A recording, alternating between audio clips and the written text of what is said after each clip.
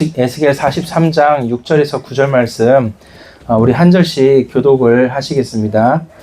제가 6절 읽겠습니다. 성전에서 내게 하는 말을 내가 듣고 있을 때에 어떤 사람이 내 곁에 서 있더라.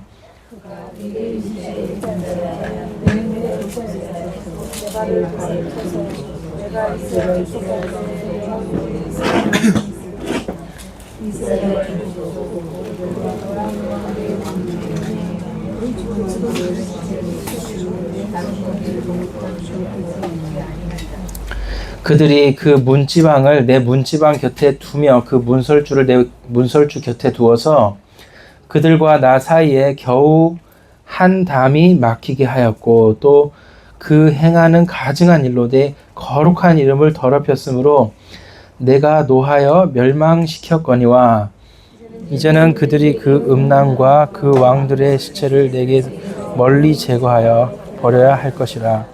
그리하면 내가 그 가운데 영원히 살리라. 아멘.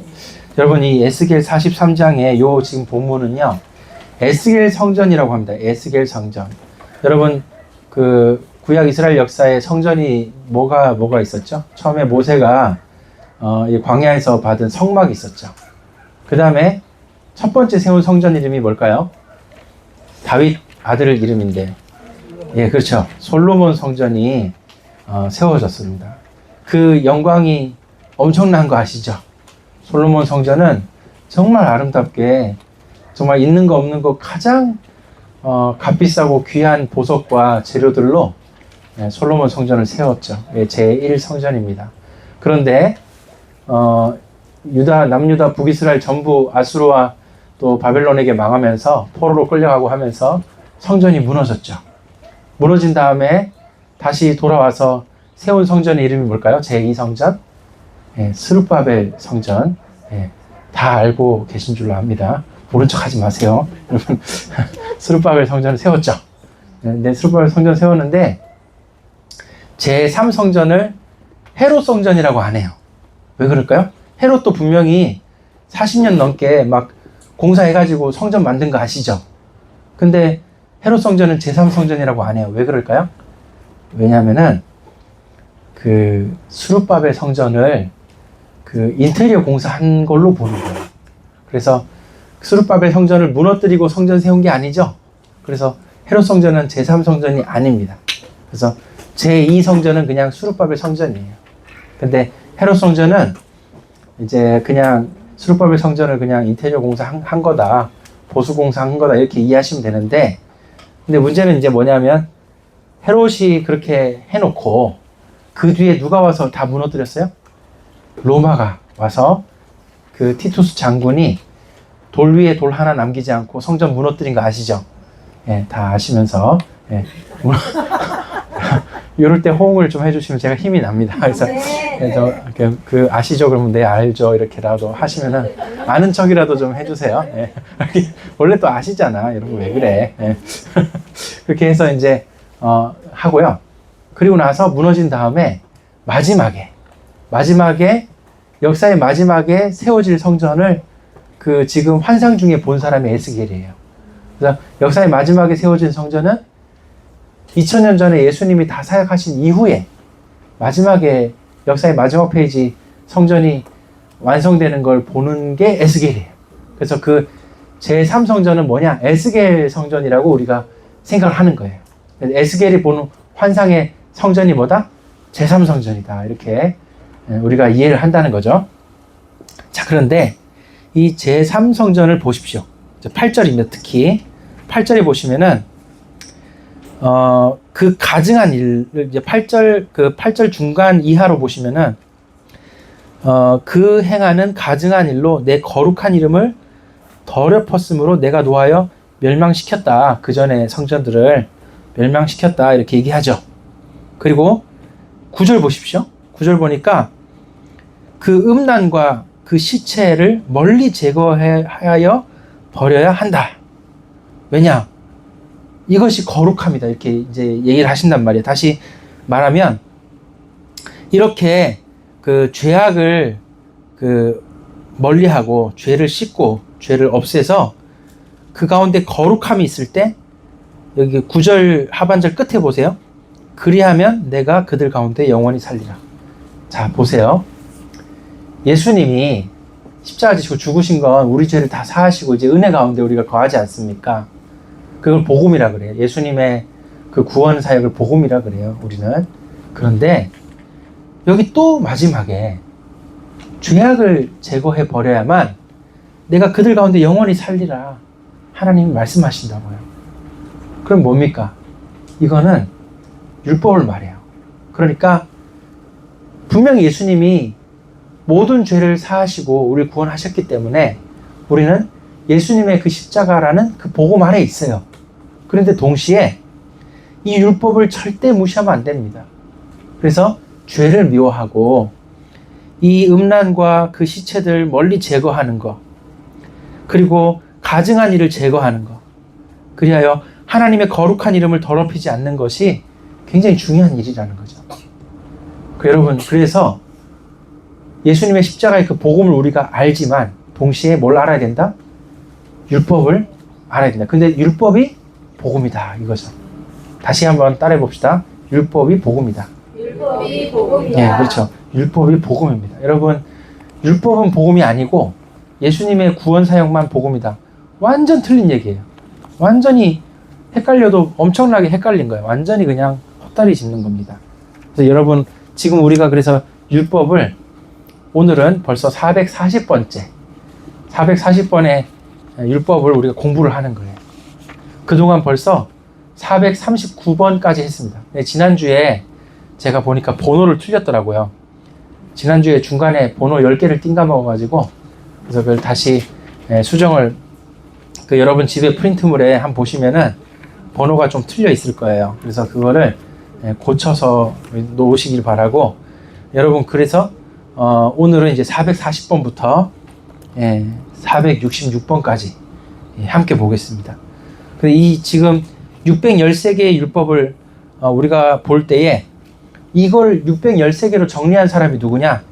랍비 중에 마이모니데스라는 랍비가 여기 12세기 랍비예요. 12세기 랍비인데 아주 유명한 랍비예요.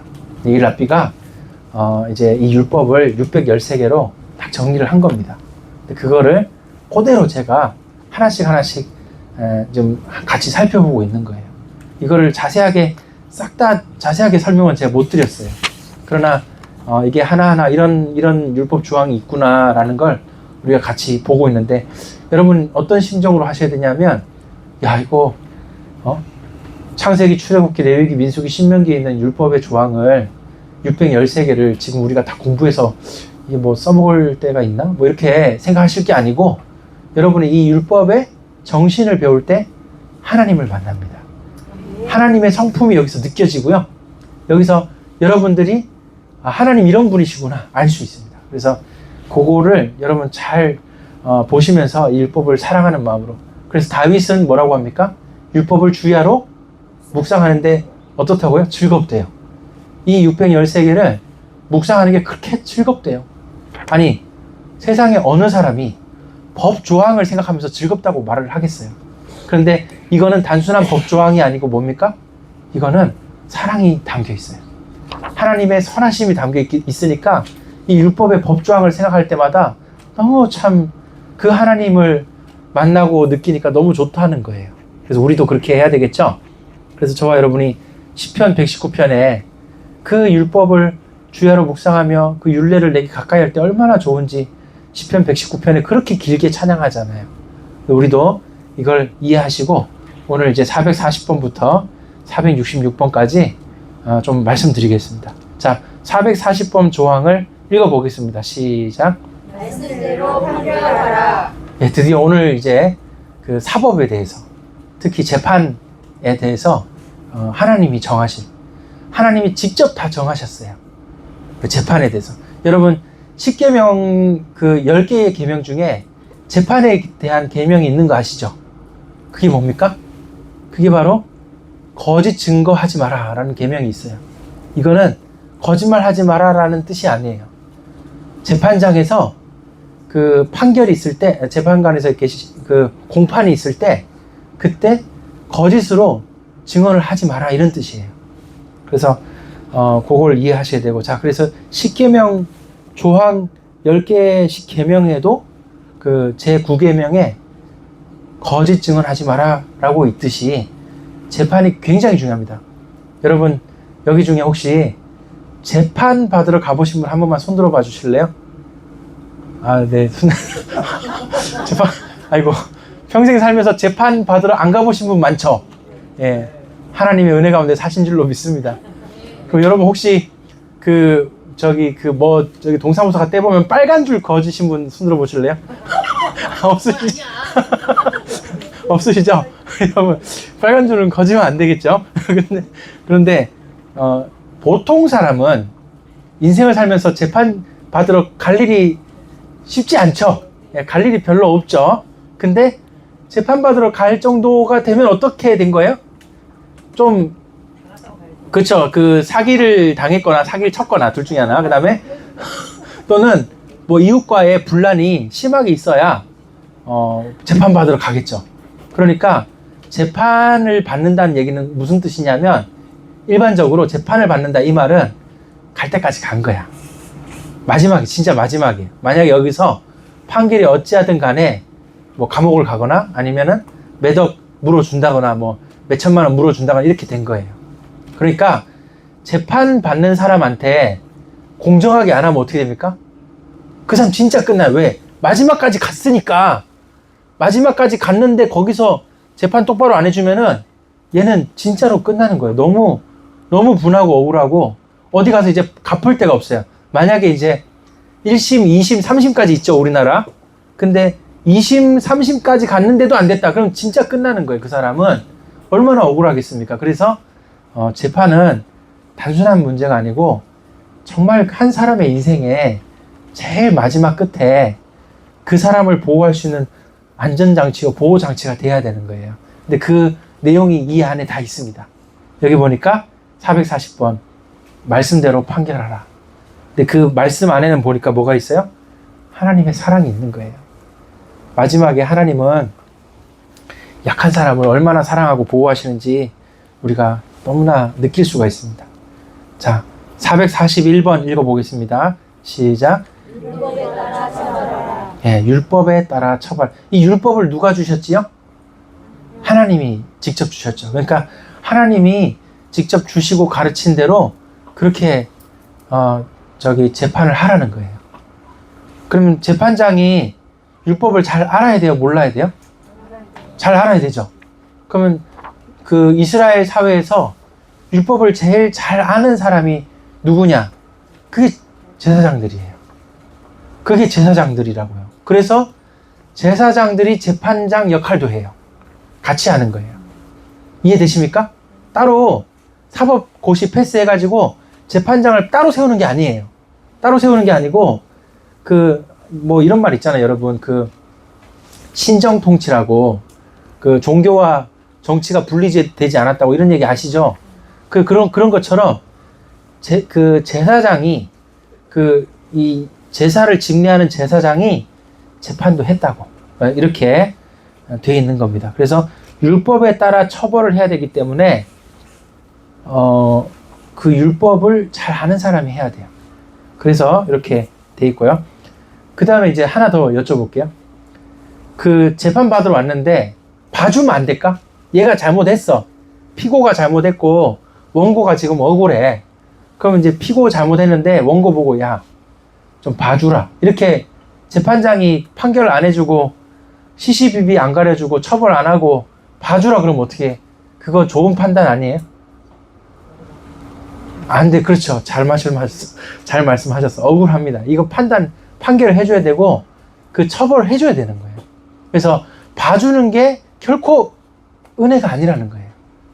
자, 한번 진짜 이거 중요한 얘기입니다. 지금 엄청 중요한 얘기 하는 거예요. 따라해 봅시다. 하나님의 은혜는 봐주는 게 아니다. 봐주는 게 아니다. 이거 이해되신지 모르겠는데 봐주는 거랑 은혜를 베푸신 거 달라요, 여러분. 하나님 봐주신 게 아닙니다. 여러분의 죄값을 예수님이 대신 짊어지고 그 값을 다 치르신 거지 그냥 봐준 게 아니라니까요. 이게 좀 실감이 안 나시는 분들 한 번만 더 따라합시다. 하나님은 하나님은 공짜가 없다. 공짜가 없다. 그렇지. 공짜가 없다야. 없다. 없다 아닙니다. 없다예요. 여러분, 하나님 공짜로 주신 거 아닙니다, 여러분. 자꾸 값없이 은혜로 받고 나니까 공짜인가 보다 이러고 있어. 그게 믿는 자의 최대 실수예요. 은혜로 구원받은 사람이 그 은혜를 잃어버리고 사는 이유가 뭐냐? 공짜인 줄 알아. 최대 실수예요, 최대 실수. 왜 공짜입니까? 절대 공짜 아니거든요. 여러분, 세상에 공짜 없다면서요. 근데 맨날 하나님한테 와서 공짜 바래. 그럼 되냐고요? 여러분, 하나님이 은혜로 주신 것은 뭐다? 예수님이 다 값을 치른 거예요. 그거를 이해를 하셔야지. 자꾸 공짜로 이해를 하니까 아유, 뭐 은혜로 되겠지. 이제는 은혜라는 단어 쓰면 공짜라는 말과 유사어로 자꾸 쓴다는 거죠. 이게 진짜 오류 중에 오류입니다. 여러분, 이거 진짜 중요한 얘기입니다. 그래서 441번 율법에 따라 처벌하라 이 말은 그냥 봐줘라 이 말이 절대 아니라는 걸. 그래서 이 율법에 따라 처벌하셔서 예수님이 십자가 지신 거란 말이에요, 여러분. 그러니까 예수님이 우리에게 얼마나 그 값진 보혈을 흘리셨습니까? 이렇게 된 사실이다. 자, 그 다음에 민주주의의 이제 토대가 나오기 시작하죠. 442번. 여러분, 하나님이 말씀하신 율법에 민주주의가 들어있습니다. 442번 읽어보겠습니다. 시작. 다수결로 결정하라. 그렇죠. 재판은 다수결로 하면 안 돼. 그러나 어떤 그 공동체가 무슨 결정을 할 때는 문제가 없는 이상은 다수결로 결정하도록 정하신 거예요. 이렇게 해서 그 공동체가 은혜롭게 되도록 하라는 거죠. 여러분, 우리 교회도 마찬가지입니다. 어느 한 사람이 자기 주장 세게 해서 교회가 다 한다. 그렇게 좋지가 않아요. 그래서 서로 사랑하기 때문에 잘 들어보십시오. 목소리 센 사람은 목소리 작은 사람의 소리를 들을 줄 알아야 돼요. 근데 안 들으니까 목소리 세겠지. 그 다음에 목소리 작은 사람도, 잘 들으세요. 목소리 작은 사람도 제발 좀 자기 목소리 낼 수 있어야 돼요. 내가 뭐 안 해도 다 알아서 되겠지. 아니에요. 목소리를 또 좀 내서 또 의견도 얘기해 보시고 서로 듣고 서로 존중하고 이렇게 할 수 있어야 되는 거예요. 이게 사랑 아닙니까? 자기 얘기만 하는 거 말고 정말 다른 사람 얘기 들을 수 있고 존중할 수 있는 게 이것이 사랑입니다. 자, 그렇게 해서 다수결로 결정해라 돼 있고요. 443번은 재판은 다수결로 결정하지 말라 그랬어요. 왜 재판은 다수결로 하면 안 될까요? 왜 안 될까? 재판을 다수결로 하는 데가 있죠? 북한이 그렇게 하거든요. 인민재판이라고 모여가지고 김일성, 김정일 사진 떨어뜨렸어. 사람들이 뭐라 그래요? 죽여라 그래요. 다수결로. 그럼 어떻게 됩니까? 총살. 다수결 재판이죠? 그거 맞아요? 틀려요? 틀리죠. 왜? 여러분, 사람은요 많이 모여도 그렇게 똑똑하지가 않아. 여러분, 사람이 다 똑똑할 것 같은데 하나도 그렇지 않아요. 많이 모여도 얼마든지 어리석을 수가 있어요. 그래서 군중은요, 많이 모인 군중은 많이 모였다고 똑똑해지는 게 사람 숫자대로 곱하기 100이 되는 게 아니에요. 그냥 IQ 90이 100명 모여도 그냥 IQ 90인 거야. 맞아요, 여러분? 그래서 안 됩니다. 그래서 누가 해야 되느냐, 재판은 다수결로 재판하면 인민재판 되는 거예요. 재판은 누가 하느냐? 율법을 따라 진짜 율법을 늘 생각하고 가까이 하는 그 재판장이 재판을 해줘야 바른 재판 되는 거예요. 그래서 재판은 다수결로 하지 않도록. 그럼 여러분, 배심원 재판은 뭡니까? 배심원 재판도 그 배심원들이 앉아서 의견을 서로 한 표씩 내가지고 재판하죠. 그것도 배심원의 최종 결정하는 게 아니에요. 결국 재판장이 결정하는 거예요. 그렇게 되어 있습니다.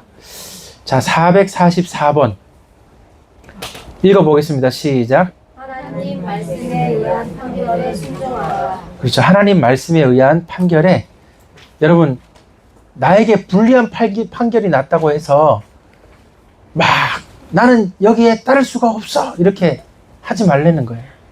나에게 불리해도 그렇게 판결이 났으면 순종해라 이런 말입니다. 자, 그래서 어쨌든 이런 것 때문에 1심, 2심, 3심까지 할 수 있는 3심 제도가 이제 대부분의 민주주의에서는 그렇게 시행이 되고 있다는 거죠. 어쨌든 판결에 대해서 정말 이게 문제가 있다 하면은 항소를 할 수 있고, 그래서 2심 재판을 할 수 있고 3심 재판까지 할 수가 있다. 이렇게 돼 있죠. 어쨌든 재판이 났으면은 이제 판결에 순종할 수 있는 것이 이것이 하나님이 가르쳐 주신 율법이다. 자, 445번. 자, 재판장과 지도자를 임명해라. 여러분, 재판장을 세울 때 사람들이 서로 의논해서 한 사람을 뽑아 세웁니다. 요거를 유식한 말로 뭐라고 하냐면 대의 민주주의라고 해요. 대의 민주주의. 그래서 모두가 다 다수결로 나라를 다스리면 직접 민주주의예요.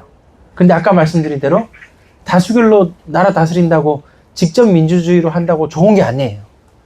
결국에는 진짜 유능하고 똑똑하고 참 어질고 덕스러운 사람이 한 사람이 세워져서 나라를 다스리는 게 그게 좋은 거더라고요. 그래서 그거를 하자는 게 대의 민주주의예요. 여러분, 하나님의 율법 아래 민주주의 체계가 있습니까? 없습니까? 있죠. 요거를 발견해서 종교개혁 이후에 청교도들이 성경이 가르친 대로, 율법이 가르친 대로 나라 정치를 만들면 어떨까? 맨날 그 당시에 영국에도 막 국왕이 있고요. 나라마다 다 프랑크 제국에 왕이 있고, 맨날 그래. 그런데 이 율법의 정신을 가지고 왕정 제도를 폐지하고 뭘 만드냐? 바로 대의 민주주의를 만들기 시작해요. 그렇게 해서 크로멜 전쟁이 일어난 이후로부터 이제 민주주의가 종교개혁 이후로 현대 민주주의가 이제 정착하기 시작한 거예요. 그래서 그 영국 의회가 현대 민주주의가 생기는 거에 있어서 아주 표본적인 그런 의회가 된 거예요. 이렇게 해서 현대 민주주의가 시작을 했다. 자, 그 다음에 446번. 율법을 무시하는 자는 재판관이 될 수 없다. 제사장이라 할지라도 율법을 무시한 전력이 있다. 그러면 재판장을 안 시켜요.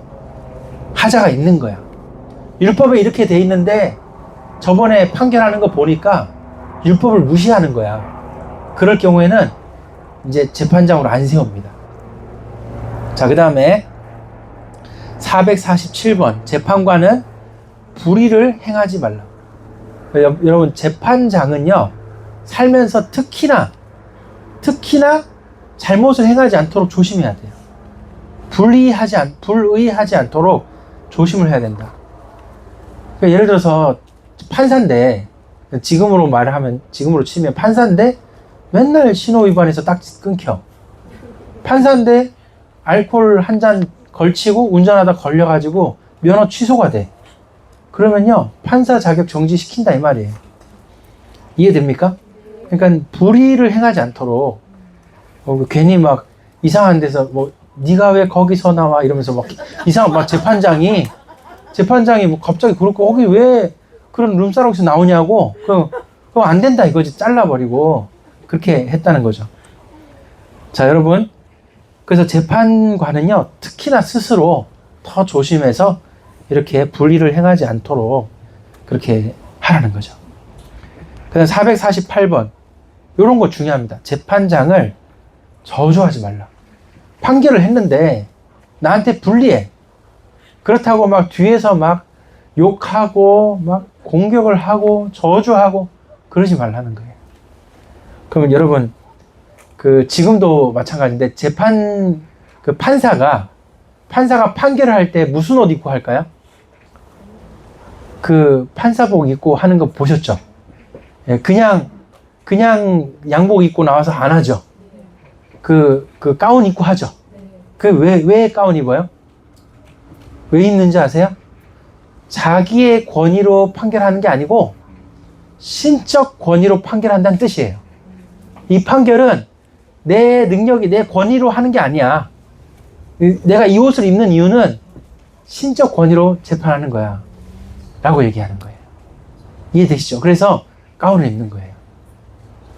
그래서 지금 윤석열 대통령이 재작년인가 크리스마스 때 이런 얘기 하더라고. 성경의 사랑의 법에 대해서 크리스마스 축전 이런 거 보낼 때 얘기하는데, 제가 그 대통령이 그 크리스마스 때 막 축전 보내고 이런 걸 많이 봤는데, 그냥 평이하게 뭐 예수님 오신 거 축하합니다 이렇게 하잖아요. 근데 아주 정말 의미심장한 말들을 했더라고. 그 중에 제가 기억 남는 게 성경에서 그 법이 출발했다는 거예요. 그 말을 그 축전 보낼 때 쓰더라고.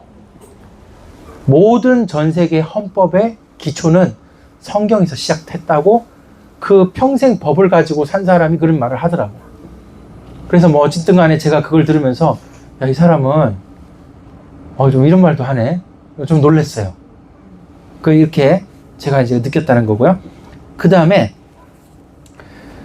이제 재판장을 저주하지 마라 했고요. 그 다음에 449번 읽어보겠습니다. 시작. 뇌물을 받지 말라. 네, 뇌물을 받지 말라. 판결하는 자리에 있으면 잘 봐달라는 부탁이 있겠죠. 뭐 사람들이 부탁을 하는 거죠. 좀 재판장님 좀 있는데 좀 잘 좀 부탁드린다고 이렇게 부탁을 하겠죠. 자꾸만 마차에다가 뭘 박스를 하나 실어 자꾸 뭘 부탁을 하겠죠. 그 박스 열어보면 뭐가 들어있겠죠. 뭐 이런 게 있단 말이에요. 그럼 이거 참 받을 수도 없고 안 받을 수도 없고 막 그렇겠죠. 그러니까 이제 그런 부탁을 할 때 재판장들이 뭐라고 얘기하냐, 뇌물을 받지 마라 이렇게 얘기를 하는 거예요. 그러니까 김영란 법보다 더 심한 법이 여기 있다 이거예요. 성경에 그런 거 하지 말라는 거예요. 지금도 뭐 10만 원 이상 뭐 어떻게 선물하면 좀 문제가 되고 그러나요? 지금도 그러죠. 예, 여전히 그런 거죠. 예. 하여튼 그렇고. 자, 그 다음에 뭐 450번. 이거 되게 중요한 얘기입니다. 읽어보겠습니다. 시작. 사람을 두려워하지 말라. 재판을 할 때, 판사가 재판할 때, 피고 원고 있는데, 보니까 피고가 시장이야, 시장. 원고는 그냥 동사무소 동장이야. 그러면 이게 예를 들어서 하는 소리예요. 그러면 시장이 권세가 세잖아요. 그러면 재판할 때 자꾸 신경이 쓰일 수도 있겠죠. 근데 그렇게 사람을 두려워서 재판을 굽혀서 좀 바르지 않게 재판하고 이러지 말라는 거예요. 그 사람이 시장이든 동장이든 그 사람이 무슨 대기업 회장이든 중소기업 회장이든 재판은 율법에 따라 철저하게 바르게 해라. 이렇게 성경에 적혀 있습니다. 여러분, 이 사법의 정의에 대해서 성경이 이렇게 열심히 하나님이 직접 가르치는 이유가 뭘까요? 법이 분명하게 정의롭게 서 있는 것이 사랑입니다. 근데 이게 법이 굽어 있으면요, 사랑이 아니에요. 여러분 옛날에 많이 들어봤죠. 유전무죄, 무전유죄 뭐 이런 얘기 들어봤죠. 돈 있으면 죄가 없어지고 뭐 그런 얘기 들어봤죠. 법이 굽으면요, 그때부터는 사회가 굉장히 혼탁해져요. 아까 말씀드린 대로 인생에 잘못 걸리면 마지막에 가는 데가 재판받으러 가는 건데, 법이 굽어 있으면 이게 도대체 이제 어디를 가야 되냐 이거예요. 그러니까 법이 바르게 정의롭게 사법 정의가 서 있으면 그게 사랑입니다. 이해되시죠? 이거 굉장히 중요한 거예요. 이런 것들이 바르게 쌓여 있어야 그 나라는 바로 섭니다. 그 개인이 바로 섭니다. 자, 그래서 사법 정의에 대해서 성경이 이렇게 많이 말하고 가르치고 있다. 자, 451번과 452번을 같이 읽겠습니다. 시작. 가난한 사람을 두둔하지 말라. 가난한 사람을 찾아가지 말라. 아니, 두둔하지 말래. 가난하면 약하니까 좀 봐줘야 되지 않나? 이런 생각이 드는데, 아니에요. 두둔도 하지 말고 차별도 하지 말래요. 자, 가난하든 돈이 많든 간에 율법에 맞게 바르게 판결하면 된다 이 말이에요. 일부러 막 가난하다고 두둔도 하지 말라는 거예요. 맞죠? 이게 맞는 거예요. 여러분, 성경은 이렇게 얼마나 인간이 살면서 이런 문제 만날 줄 알기 때문에, 여러분, 사람이 서로 이웃 간에 뭐 싸우거나 이러면요, 꼭 이렇게 재판까지 가는 꼴을 본다니까요. 누구는 그런 일을 당해. 이거를 하나님 너무 잘 아시는 거야. 창세기 3장 이후로 타락된 인간은 진짜 잘못 가면은 끝까지 간다 이게 재판하러. 그러니까 마지막에 하나님의 권위로 바르게 판결할 수 있도록 이렇게 말씀하신다는 사실입니다. 여러분, 여기서 하나님의 사랑을 느끼셔야 돼요. 여러분, 하나님 진짜 좋으신 분이구나. 하나님은 가난한 사람도 딱 보호하시고, 그렇다고 봐주는 건 아니에요. 여러분, 가난한 자를 두둔하지 말라 그랬잖아요. 하나님은 가난한 자도 보호하시고 부자도 평안히 살 수 있도록 보호하시는 거예요. 여러분. 자, 그 다음 453번. 재판관은 다른 재판관의 견해에 대한 확신이 없으면 받아들이지 말라. 여러분, 재판을 할 때 판사가 한 명인 경우도 있지만 그 판결에 대해서 서로 판사끼리 의논하는 경우도 많이 있어요. 그런 경우에 견해가 다를 수가 있다 이거죠. 그럴 때에 대한 말씀도 하나님 하십니다. 그래서 454번, 공정한 재판을 할 수 있도록. 455번, 불공평한 판단을 하지 않도록. 특히 자, 이제 456번, 이런 거 중요합니다. 특히 객이나 고아는 진짜 배경 없는 사람들을 말해요. 지난번에 설명했죠. 뭐 과부, 고아, 뭐 이런 표현들은 단순히 뭐 남편을 잃었다거나 단순히 부모가 없다 이런 뜻이 아니에요. 완전히 배경 없는 사람들 말하는 거예요. 객, 이것도 마찬가지. 그 외국인 노동자, 이런 사람들 완전히 보호받을 데가 없다 이거예요. 이런 사람들을 억울하게 하지 않도록 정의롭게 판결을 더 할 수 있도록 신경 써야 된다 이 말이에요. 당연히 봐주는 게 아니라 정의롭게 판결할 수 있게 하라는 거죠. 457번. 자, 증인은 증언해야 한다. 그래서 이제 판결에 있어서 중요한 게 뭐냐면, 여러분, 지금이야 과학 수사가 있고 물증이 있잖아요. 뭐 CCTV도 있고 뭐 차량 번호도 있고 있잖아요. 옛날에 그런 거 있어요, 없어요? 없죠. 옛날에는 판결의 가장 큰 판결의 기준이 뭐냐? 증인의 증언밖에 없어. 아, 제가 봤습니다. 이거밖에 없는 거예요.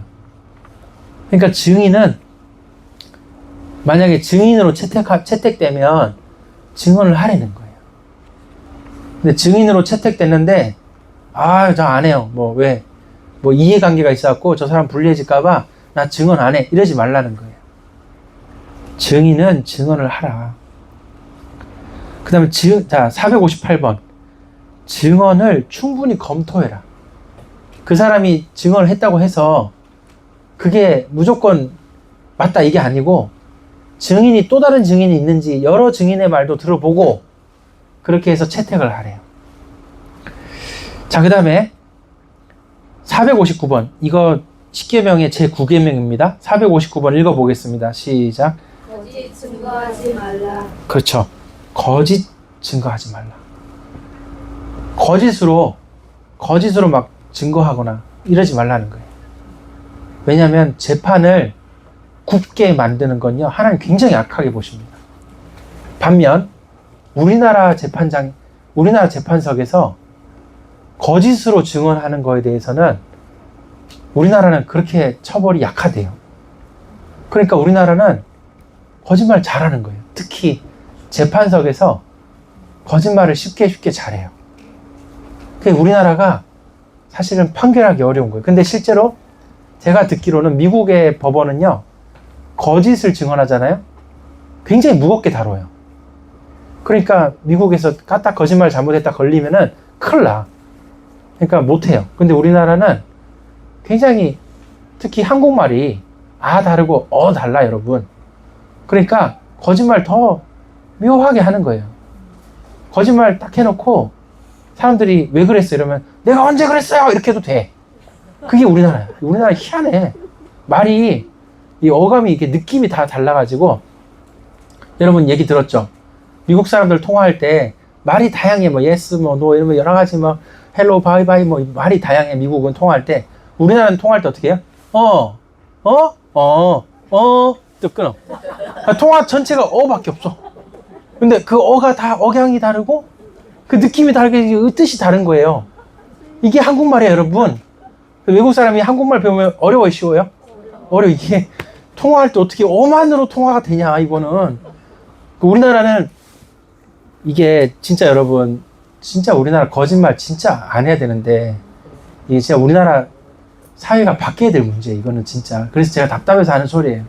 우리나라는 어떤 한국어 자체가 어떠냐면 카톡에 올릴 때 사랑합니다 마침표랑 사랑합니다 물결이랑 다 달라.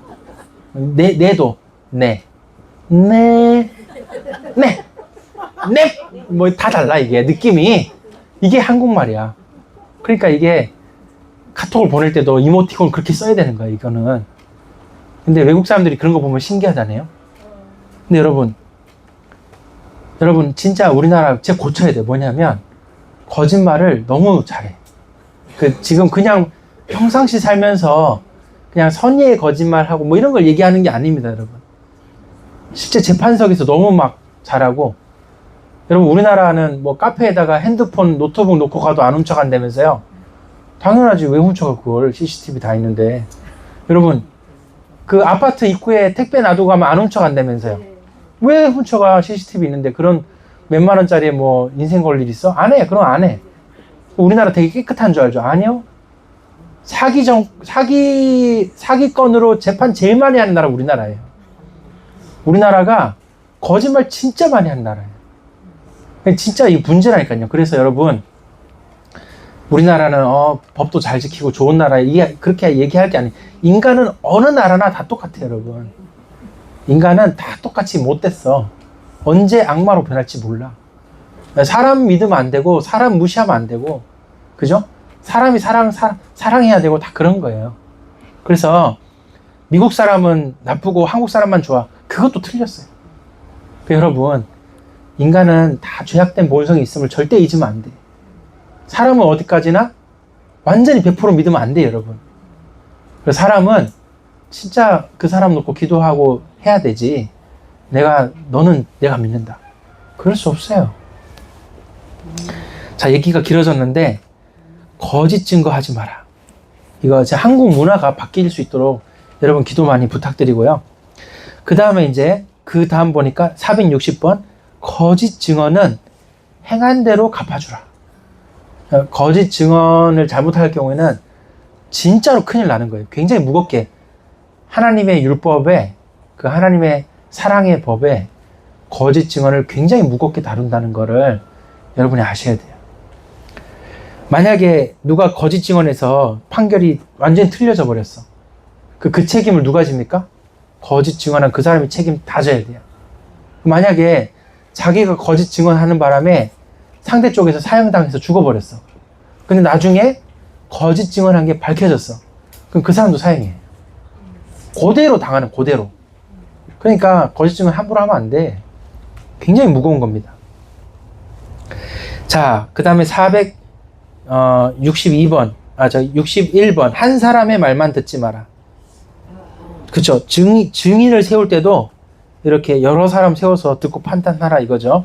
462번. 한 사람의 증언으로 판단하지 마라. 같은 이제 맥락인데 이게 다른 조항으로 되어 있습니다. 463번. 증인 한 사람으로 사형 판결을 하지 마라.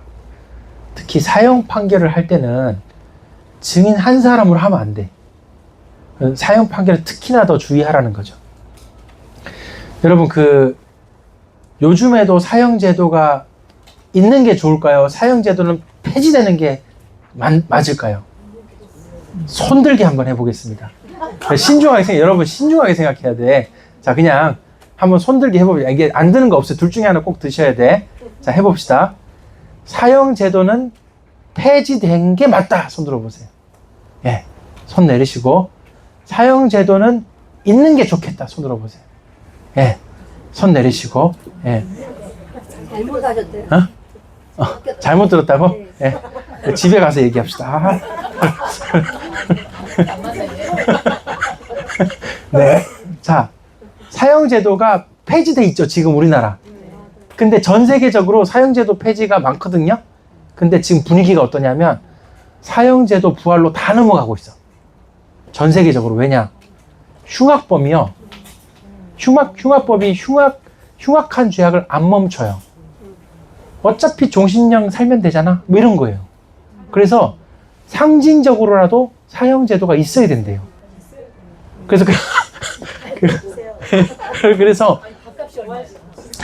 그래갖고 사형제도가 집행은 좀 늦게 뭐 유예하든지 하더라도 사형제도가 상징적으로 있어야 된다는 쪽으로 전 세계가 지금 넘어가고 있더라고요. 그러니까 아마 사형제도 폐지하고 한 20-30년 살아본 결과로 나오는 그런 지금 상황인 것 같아요. 그러니까 여러분 이건 알아두시고 지금 상황이 그렇습니다. 자, 그 다음에 여러분이 이제 율법을 잘 공부하시면 여러분 중에 이제 똑똑하시면서 이제 국회도 좀 진출하시고 그렇게 뭐 시의회라도 진출을 하시든지 뭐 하여튼 해보세요. 뭐 파란 거 달고 나오든 빨간 거 달고 나오든 주황색을 달고 나오든 난 모르겠으니까 우리나라는 진짜 너무 좌우가 갈라진 게 문제인데 어쨌든 여러분 진리는 좌우 문제가 아니에요. 여러분 진리는 왼쪽이 맞다 오른쪽이 맞다 문제가 아니에요. 성경에 뭐라고 돼 있습니까? 좌로나 우로나 치우치지 말라 돼 있잖아요.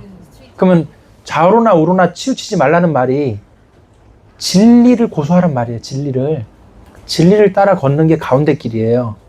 그러면 만약에 잘 들어보세요. 만약에 오른쪽에서 진리를 얘기했어. 그럼 뭐예요? 잘한 거예요. 만약 왼쪽에서 진리를 얘기했어. 잘한 거지. 오른쪽이 잘못한 거 있어. 잘못했다면 말해야 돼요. 왼쪽이 말해야 할 수 있어야 돼요. 여러분 지금 문제는 뭐냐면 오른쪽을 선호하는 사람은 오른쪽이 잘못해도 지지해. 왼쪽을 선호하는 사람은 왼쪽이 잘못해도 지지해. 이게 지금 문제인 거예요. 그래서 여러분 교회에서 포괄적 차별금지법 반대하고 이거 절대 왼쪽 오른쪽 문제 아니에요. 여러분 이거 가운데 진리를 걷자는 얘기예요. 이거는 단순히 교회가 뭐 정치하면 안 돼, 말도 안 되는 소리 하지 마세요. 가운데 그 진리를 얘기하는 거는 정치 문제가 아니고 진리 문제인 겁니다. 그래서 그렇게 이해를 하셔야 되고요. 그 포괄적 차별금지법뿐만 아니라 뭐 왼쪽이든 오른쪽이든 어느 누구든지 성경에 반하고, 이거는 정말 교회가 신앙생활 예배 드리는데 문제가 있거나 또는 우리가 너무 그런 경우 진리를 구부러뜨리는 어떤 문제가 있다면은 이건 우리 반대하는 거예요, 여러분. 그걸 이해를 하셔야 됩니다. 자, 그 다음에 464번 악인의 증언을 채택하지 말라 돼 있죠. 증인 중에 전과가 있거나 증인 중에 악의적인 의도가 틀림없이 인정이 되는 부분은 그 증언으로 채택하지 말라는 거예요. 예를 들어서 이해관계가 있어. 지금 재판받는 저 사람이 진짜 내가 이해관계가 있어. 저 사람하고 나랑 알고 지낸 지 오래됐고 친하고 내가 저 사람을 살려줘야 되겠다. 이해관계가 있어. 그 사람의 증언을 악의적으로 구부려서 막 얘기를 할 가능성이 높다는 걸 꼭 알아라 이 말이죠. 그래서 그런 증언을 채택하지 않도록. 자, 그 다음에 465번. 자, 사건과 관련된 사람의 친척의 증언을 받아들이지 마라. 아까 말했죠? 이해관계가 있는 사람 또는 혈연 관계가 있어가지고 무조건 이 사람 죄 없습니다 이렇게 할 사람, 그런 경우 받아들이지 않도록 그 증언을 그렇게 얘기하는 거죠. 그 다음에 이제 466번, 이거 되게 중요합니다. 466번 읽어보겠습니다. 시작. 정황 증거만으로 유죄 판결하지 말라. 이거 되게 중요해요. 정황 증거. 그러니까 이제 직접적인 증거 말고 그냥 주변적인 상황적인 증거만 보고 이게 맞을 것 같은데 하고 유죄 선고하지 말라는 거예요. 그래서 직접적인 증인과 직접적인 증언 뭐 이런 증거들이 나오는 것이 중요하다 이거죠. 이거는 무엇을 의미합니까? 대략 추정해서 판결 내리지 말라는 거예요. 아무리 정황 증거가 몇 개 나오고 맞을 것 같아도 맞을 것 같은 거랑 맞는 거랑 틀린 거예요. 뭐 재판장이 추정해서 그냥 판결 때려버리고 이러지 말라는 거예요. 여러분 여기까지 오늘 사법 첫 번째 시간 했습니다. 여러분 이거는요 진짜 하나님의 사랑이에요. 여러분 법을 바르게 세우시는 하나님의 그 의도를 여러분 아셔야 돼요. 여러분 이거는 그냥 단순히 하나님은 한 사람 한 사람을 사랑하시는 걸로 그치는 분이 아닙니다. 하나님은 사회 전반의 시스템을 바로 세우길 원하셔요. 왜? 최대한 많은 사람들 행복하라고. 하나님 그런 분이에요. 하나님은 나만 행복하길 원하시는 분이 아니시다. 그럼 어떤 분이세요? 다 같이 행복하도록 그걸 원하시는 게 하나님이십니다. 그래서 이런 사법 정의를 막 세우시고 이런 분이에요. 여러분 이걸 잘 기억하셔야 되고 오늘도 좌우의 날이선 검 시리즈 10번째 이제 했는데요. 진짜 다윗처럼 이 율법을 즐거워하는 여러분 되시기 바랍니다. 그리고 하나님의 사랑을 특히 율법을 읽을 때 우리가 어려워요. 사실 이게 말씀이 어렵고 레위기, 민수기 막 이런 거 그냥 막 넘어가고 신명기 막 뭔 말인지 모르고 이렇게 되는데 절대 그렇지 않아요. 율법에는 이런 사랑이 엄청나게 담겨 있어요. 율법에는 또 신명기 율법은 특히나 예언이 담겨 있어요. 예언이 담겨 있어요. 이게 그냥 단순한 법이 아니에요. 어떤 이제 법안들 전에도 봤지만 법안들에는 예언도 담겨 있다. 자, 이렇게 돼 있습니다. 그래서 저와 여러분들이 오늘 정말 다른 시간도 다 너무 참 귀했지만 오늘 진짜 중요한 공부하신 거예요. 그래서 법적인 것도 이렇게 중요하구나 이렇게 아시고 여러분들이 가능한 한 우리가 법을 잘 따르고 지키는 그런 삶을 우리가 살기를 원하고요. 늘 복음과 율법을 가까이 하며 좌우의 날선 검을 여러분들이 가지고 이 말씀으로 이 검으로 세상에서 승리하시길 예수님 이름으로 축복합니다. 예, 기도하겠습니다. 하나님 감사합니다. 오늘 또 이렇게 오후에 주신 말씀 정말 좌우의 날선 검을 우리가 가지고 이 검으로 영과 홍과 심령과 골수를 찔러 쪼개게 하시고 우리의 영혼이 소생케 되게 하여 주시옵소서. 감사드리며 예수님 이름으로 기도합니다. 아멘. 우리 찬송가 425장 찬송 들으신 후에 합심 기도하겠습니다.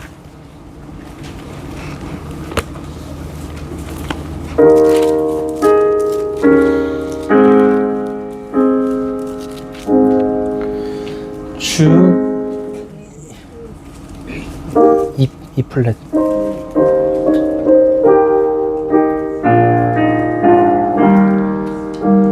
주님의 뜻을 이루소서. 고요한 중에 기다리니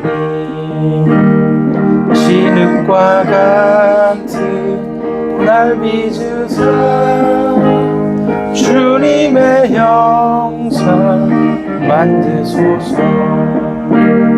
주님의 뜻을 이루소서. 주님 발 앞에 엎드리니 나의 맘속을 살피시사 눈보다 희게 하옵소서. 주님의 뜻을 이루소서. 병들어 몸이 피곤할 때 권능의 손을 내게 펴사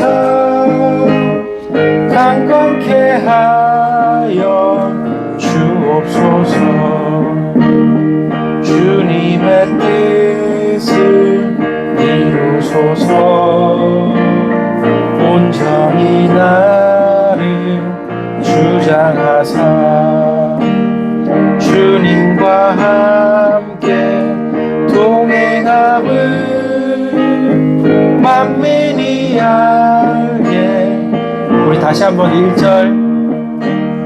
주님의 뜻을 이루소서. 고요한 중에 기다리니 진흙과 같은 날 빚으사 주님의 형상 만드소서. 주님의 뜻을 이루소서. 주님 발 앞에 엎드리니 나의 맘속을 살피시사 눈보다 희게 하옵소서. 주님의 뜻을 이루소서. 병들어 몸이 피곤할 때 권능의 손을 내게 펴사 강건케 하여 주옵소서. 주님의 뜻을 이루소서. 온전히 나를 주장하사 주님과 함께 동행함을 만민이 알게 하옵소서. 아멘. 아까 우리 그 점심 식사하시고 운영위원회 또 편하게 운영위원회가 아니더라도 모여서 서로 대화하고 그랬는데 지금 우리 교회는요 진짜 좋은 교회인 게 뭐냐면 가장 기도할 수 있는 그런 시간 속에 있어요. 우리 교회가. 또 우리 교회는 다른 거 바랄 거 없고 뭐 하나님 앞에 정말 성경 통독하고 말씀으로 딱 다져지고 기도할 수 있는 교회가 우리 교회라는 거죠.